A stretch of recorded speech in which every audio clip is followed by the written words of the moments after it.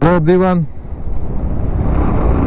In this video today I will just quickly touch upon a topic that heat or dust which damages your bike most. तो ज़्यादातर सोचते हैं ना भाई, bike अगर ज़्यादा हीट होगा तो बाइक का लॉन्जेविटी कम होगा, बाइक का रिलायबिलिटी कम हो जाएगा एंड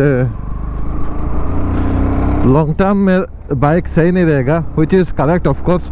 दोनों के बारे में बात करेंगे कि हीट और डस्ट, जो धूल होता है ना, धूल से भी आपका मोटरसाइकिल का स्ट्रेन होता है और क्या क्या ऑयल एंड टेयर होता है धूल से, इस टॉपिक पे बारे में बात करेंगे. मैं क्विकली बोल देता हूँ, हीट आपका मोटरसाइकिल पे क्या क्या इफेक्ट मारता है. हीट आपका इंजन पे इफेक्ट मारता है, ठीक है. हीट जैसे कि हम ट्रैफिक में, हैवी ट्रैफिक में बाइक राइड करते हैं ना, तब इंजन ऑयल का विस्कोसिटी जो होता है ना, डेप्थ जो रहता है ना इंजन ऑयल का, लाइट हो जाता है. और जो मेटल है, मेटल से, इंजन तो मेटल का होता है ना, तो मेटल से मेटल का टच होता है, ठीक है. तो मेटल में डैमेज होने का चांसेस है. और मेटल डैमेज चांसेस के बाद मेटल डैमेज होता है तो इंजन का लाइफ कम हो जाता है. इंजन के अंदर जो पिस्टन और भी ज़्यादा टेक्निकल पार्ट रहता है ना, तो वो डैमेज होता है. तो इंजन हीट होने के कारण. और कभी कभी ना आप फील भी किए होंगे कि जब आप हैवी ट्रैफिक पे राइड कर रहे होते हो ना, शहर के ट्रैफिक पे है ना, या फिर बम्पर टू बम्पर ट्रैफिक पे आप राइड कर रहे होते हो और आपका ना बाइक पावर लॉस मारता है, ठीक है. पावर आपको फील होता है कि बाइक से पावर एनफ सफिशिएंट नहीं मिल रहा है. लेकिन हाईवे पे जब आता है ना बाइक, तब बहुत ज़्यादा मतलब पिकअप वगैरह ना, पावर आउटपुट एक ज़्यादा मिलता है. वाई? सिंपल रीज़न, ट्रैफिक पे इंजन ऑयल का विस्कोसिटी कम हो जाता है एंड तब जाके पावर लॉस होता है, थ्रोटल का रिस्पांस नहीं आता एंड यू फील कि बाइक ज़्यादा पावर मांग रहा है, ठीक है. और ज़्यादा पेट्रोल भी लॉस होता है. तो हीटिंग के कारण ये सब लॉस होता है. और आपका ना पैर पे भी हीटिंग के कारण थोड़ा सा गर्म महसूस होगा. ज़्यादा हाई सीसी का इंजन लेके आप ट्रैफिक पे घुस गए ना भाई, तब तो भाई पूरा शरीर पे आपका हीट लगेगा, पैर के साइड तो लगेगा ही लगेगा. सो ये आप देख सकते हो, ठीक है. ये है भाई कुछ बाइक जब हीट होता है, हीट के कारण क्या क्या आपका लॉस हो सकता है. और हीट के कारण बैटरी में भी थोड़ा सा इफेक्ट मारता है, क्योंकि बहुत सारा पार्ट्स काम करता है भाई. जैसे कि रेडिएटर फैन हो गया, रेडिएटर होता है ना, और हाई सीसी बाइक में बहुत ज़्यादा पार्ट्स रहता है, इलेक्ट्रिकल पार्ट. और इलेक्ट्रिकल कंपोनेंट को रन होने के लिए बैटरी होना ज़रूरी है. तो हीट होता है तो बैटरी में भी ना बहुत ज़्यादा इफेक्ट होता है और बैटरी ज़्यादा लॉस होता है. उसको इंजन को ठंड करने के चक्कर में रेडिएटर फैन ऑन हो जाएगा, ये वो है ना. ये अगर होगा ना तो आपको फ्रिक्वेंटली इंजन ऑयल को चेंज करना पड़ सकता है. तो इसलिए मैं बोलता हूँ, लॉन्ग हाईवे पे हम जब राइड करते हैं ना, लॉन्ग हाईवे पे, तो भाई बाइक को ज़्यादा स्ट्रेन नहीं पड़ता. ट्रैफिक पे सबसे ज़्यादा बाइक को दिक्कत आता है. तो इसलिए ना सिटी ट्रैफिक के लिए भाई स्कूटी या फिर लो सीसी बाइक ही सही है, ठीक है. और हाई सीसी बाइक अगर आप खरीदना चाहते हो ना, तो भाई लॉन्ग टूर के लिए खरीदो, ठीक है, या फिर संडे राइड के लिए. अगर डे टू डे आप राइड करना चाहते हो ना भाई, अपने शॉप से घर तक या अपने ऑफिस से घर तक, तब जाके आप ना क्या बोलते हैं उसको, एक लो सीसी सेगमेंट का बाइक खरीद सकते हो, क्योंकि साइज छोटा रहेगा तो आपका हीटिंग भी कम होगा, है ना. और हीटिंग कम होने से तो भाई आपका माइलेज भी ज़्यादा इंक्रीज होगा. तो वही है भाई, हीटिंग के कारण ये सब चीज़ें आपको फेस करना पड़ सकता है. इंजन जब हीट होता होगा और तब जाके आप ना बाइक को वॉश कराओगे ना, तब बाइक में जो जंग होता है ना भाई, स्क्रैचेस, जंग जो बोलते हैं, तो उसका इंग्लिश क्या बोलते हैं, आयरन बोलते हैं ना. आयरन पड़ जाएगा आपके बाइक के जो एल्यूमिनियम स्विंग आर्म के पास, या फिर इंजन का जो बाहर में जो मेटल का पार्ट है ना, उस पर भी जंग आने का चांसेस है. हाई सीसी बाइक को मैं रिकमेंड करूंगा कि आप हाईवे पे राइड करो, तो ज़्यादा लॉन्जेविटी रहेगा, ठीक है. और इंजन ऑयल को फ्रिक्वेंटली चेंज करो अगर ज़्यादा आपका इंजन हीट होता है, ठीक है ना. क्योंकि again I already have said कि इंजन ऑयल का विस्कोसिटी कम हो जाता है, तो मेटल से मेटल का कोलिशन है ना, कोलिशन वो बढ़ जाता है. कोलिशन इंक्रीज होने से पावर लॉस होता है, इंजन के अंदर ऑयल एंड टेयर ज़्यादा होता है एंड इंजन का लाइफ भाई ज़्यादा कम होता है. So that's the science behind it. ये देखो डस्ट आ गया. अभी डस्ट के बारे में बात करेंगे. Now let's talk about dust. आज यहाँ पे जाते हैं भाई एक लोकेशन पे. तो डस्ट आपको बाइक में तो भाई पहला जो असॉल्ट मारता है ना, पहला जो अटैक मारता है वो आपके एयर फिल्टर पे मारता है डस्ट. और एयर फिल्टर से ही आपका मोटरसाइकिल में ना जो ब्रेथ लेता है ना आपका मोटरसाइकिल, जो सांस लेता है, वो एयर फिल्टर से ही आपका मोटरसाइकिल सांस लेता है भाई. तो आपका बाइक का ना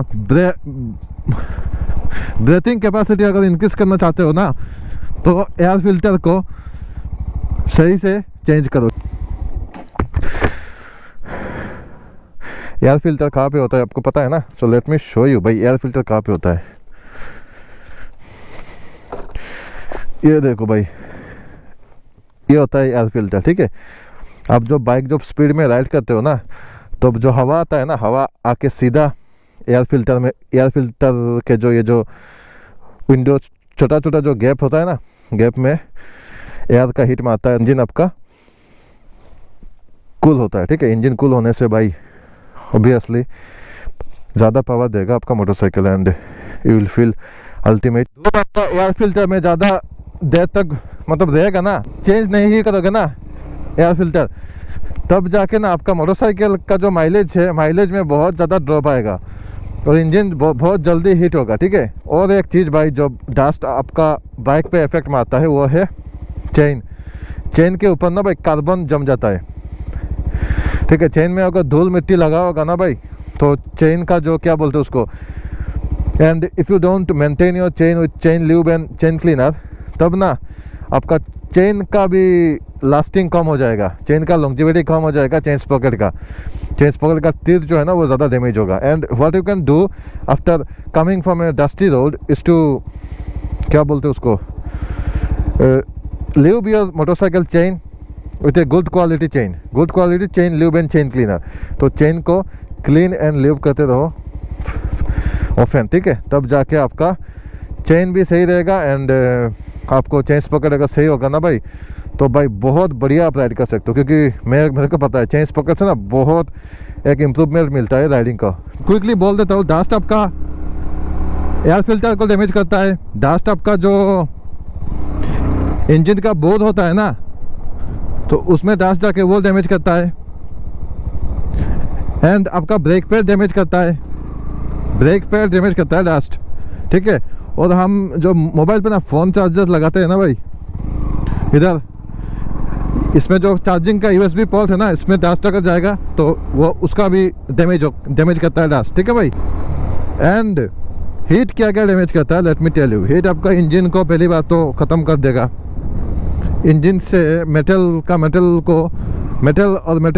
में जो कॉल्यूशन होगा उससे आपका इंजन का वायर एंड टियर कर देगा. इंजन का पिस्टन, सिलेंडर, ये सब चीज़ें. ठीक है, जो भी टेक्निकल पार्ट्स, स्पेयर पार्ट रहता है ना इंजन के अंदर, तो इसको डैमेज कर देगा.